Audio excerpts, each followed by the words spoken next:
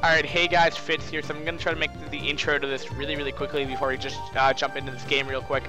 What I want to talk about is this series, just in another one real quick. Oh, what it appears to be is that apparently we're missing a replay in 2 of these, but I have gotten clarification from other admins that they have checked this, and it is still good. So, I don't know who's going to win. I don't know what game 1 was like. I don't know if it were within game 2 or 3, but there is a clear victor in this series, and they are checking on the other one as we speak. So I just want to clarify you on that. And right when we hop into the game here, I just want to go talk about the new overlay. We have a new overlay, guys. I'm pretty excited about it. So let's just get into this right now. Here's the new overlay right here. So let me just jump into this game here. Let me introduce these players here. So here, spawning here in the bottom right.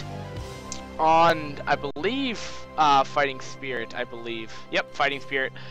Spawning here in the bottom right as the white Protoss, excuse me, it'll be Rep's member here.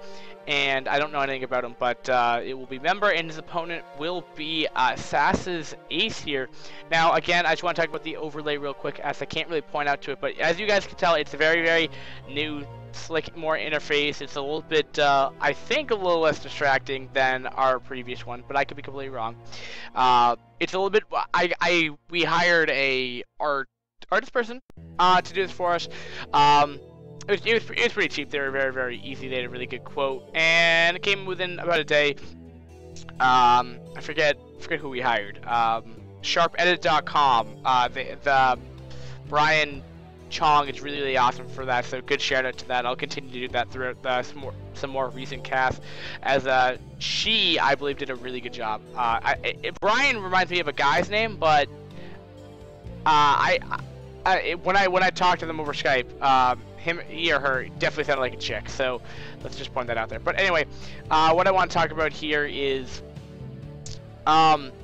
it's a very nice overlay. I really like it, but it was a little cramped, the amount of space that I was given. So this is the best way I'm doing it right now. So as you guys can tell, it's not everything's even out right now. I'm still working on the kinks of it. But generally speaking, in like the north part, the top part of that bottom right-hand box right there, what we have there are the team names, and that 00 is for the actual each series will go to a win to either team there. So let's just point that out right there. Ace in the member one, of course, that's just the series specific win ratio. I just wanted to point that out there, if that was any confusion. And that's pretty much it. I know I'm gonna try to make it a little bit more neater. I might just ask them to re-edit and just add a couple more lines to it. I don't really know if that's gonna happen, but why don't we get into this StarCraft game, as you're here to watch some StarCraft instead of talking about our new overlay. So again, it looks like we had a overpool, maybe?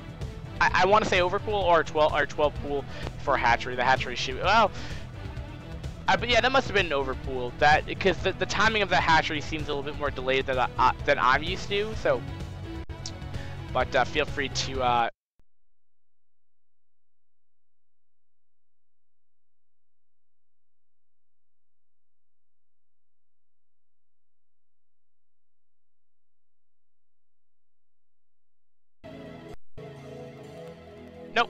Nope, it's just freezing for a second.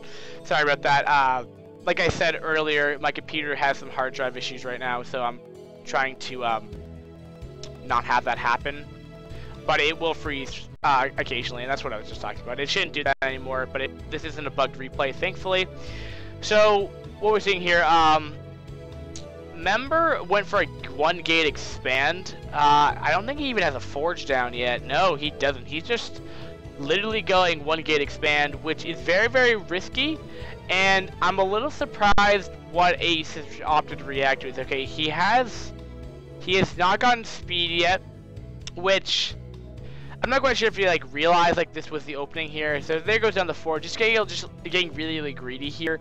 He did force out a zealot, so doing the math here, he did actually cut down at probably around 150 minerals from that occasional opening. He still has to invest in at least 1 or 2 cannons, so just a potential run by Ling all in will not happen.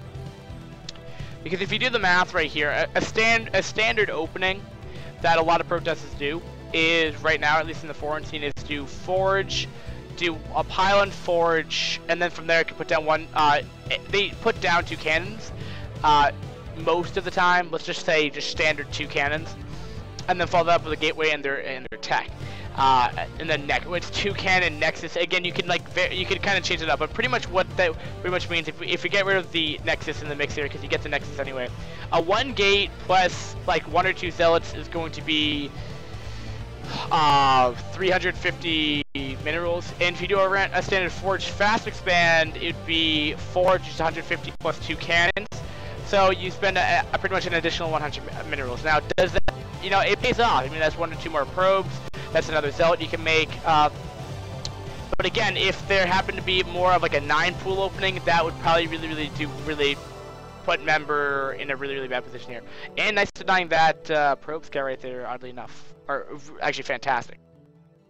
So I believe we're actually, Member is actually playing in the dark right now. I have to think. Yeah, I think he got like a general scout before, but he probably wants to verify. He's gonna want to get an obs out real quick. Well, he's gonna go. Well, he's got. This isn't the same thing as an obs. The more I'm thinking about this, because the way I look at this is right here is Corsair are gonna be going over the base anyway, and there really isn't gonna be a lot of anti-air to really deal with these Corsair really fast. Like there might be like a 1 or 2 spores to like fend them off, but it's not gonna kill them. So even if a Corsair runs into some spores right here, it's not gonna be the end of the world for them. They're not gonna die instantaneously. And it looks like we have like a flanker, some kind of sorts coming from Ace here in the bottom right, around the 8 o'clock position right there. But I just wanted to point that out there. And actually, this must be like a control group of Lings, and I just wanna, let's just see what the unit counts are right now. Ace is so Member, it's gonna be 7 zealots to 22 Lings. It's a lot of Lings out right now, and no Hydroden, which it looks like 2 Edge Mutalisks that are coming out, and it's a cheesy build. Will it work? And that Overlord is getting a nice scouting information over there as well. But yeah, it looks like 2 Edge Mutalisks right now. So let's go back to full screen, full viewing of everyone going on right now. He does say it's mainly comprised of zealots right here, which will definitely make 2 Edge Mutalisks a little bit more effective here. But you have to keep in mind, 2 Edge Mutalisks sometimes can get just hard countered by the standard Protoss. And I don't know if, I mean, Member may just know, because there's so many Lings out there. It's like, well, he's trying so hard to deny scouting. There's probably something's going up right now, and he might just be like, put 1 to 1 together. Maybe just 2 Edge Mutalisks is because he's trying so hard to deny scouting. He's not gonna be able to really get in there yet. So you know, maybe he scouted with the Corsair. I don't think he has yet. I think he's playing a little bit more defensive here. But Mutalisks are out though. So does this guarantee enough damage? I mean, with +1, you know, 2/3 the way done almost. Corsair just by themselves, like I said, can just hard counter this anyway. Sometimes Protoss will only get 1 or 2 of them, but here he's actually moderately committed to them, and that might just spell doomsday for Ace, because he's just getting hard countered right out of the box here.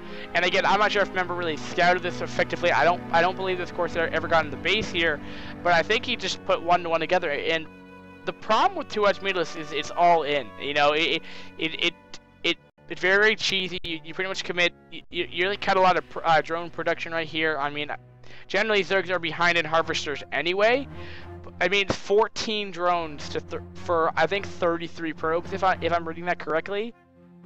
I mean, Ace is really far behind right now, and again, it just comes to that all-in thing. I mean, 3 Hatch Mutalisks might have, you know, served a little bit better, but it would have taken a little bit longer to get out here. And by what the looks of it, Member likes to get a lot of Corsair, and you know, that's just a playstyle that some Protestants prefer to play as. But anyway, let's just talk about this engagement right here. There's a really good concave for the Zealots right here, and these Lings are really not going to do anything. And it's really it's a desperation attack at best. There's a GG by Ace, not surprising. Again, it just boiled down to really getting hard countered that game, and yeah, it literally just came down to that. I mean, there really wasn't much else to talk about other than getting hard countered by a 2 Edge Mutalisk. I mean, Ace, it's hard because I'm surprised he wanted to go 2 Edge Mutalisks on Fighting Spirit, just because, I mean, you get cross positions. I mean, he scouted that. I mean, I don't know if you just win this game, like, I'm going to 2-edge meatless and try to win this game. I don't know. But what I can tell you, though, is, I mean, maybe game one. I'm assuming game one, and let's just say we miss game one. Maybe Ace won game one. But again, we don't have that. We don't have that available to ourselves. But all I can, speculate on that is that maybe he did 2-edge meatless anyway and be like, well, that worked.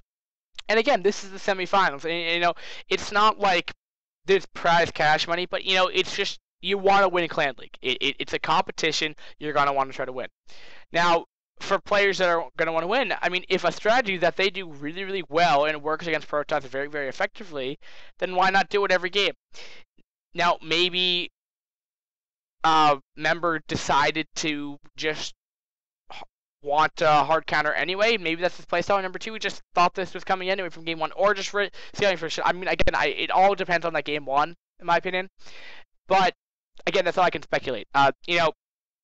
For Fitz tip of the game here, again, like, all I can say is just 2-edge meatless is all in. It didn't work. Just move on. That's what happened. He went for he brought all of his lings. It was not going to be cost effective anyway. He tried. He target fired the Kins. He did his best job to do so, but there was just too many zealots out. He didn't get +1 zealots, but just the Corsair alone really kind of ripped that apart because you get zealots in the early game anyway, and like, he may like the high amount of zealots because there aren't dragoons out, but that tends to mean that there's a lot more Corsair production behind that, because if you're getting a lot of zealots, that means you're not designating gateway times to High Templar, which would be Storm for hard countering like a Hydra play. But even in that regard, Storm on a Mutaball is just so good. 2-edge meatless isn't really the greatest thing against Protoss. Right now, meta just doesn't work against current meta Protoss. Probably the best thing. Guys, thanks for watching. I'll update the overlay. We'll go on to game number 2 very, very shortly. Thanks, guys, for watching. Peace.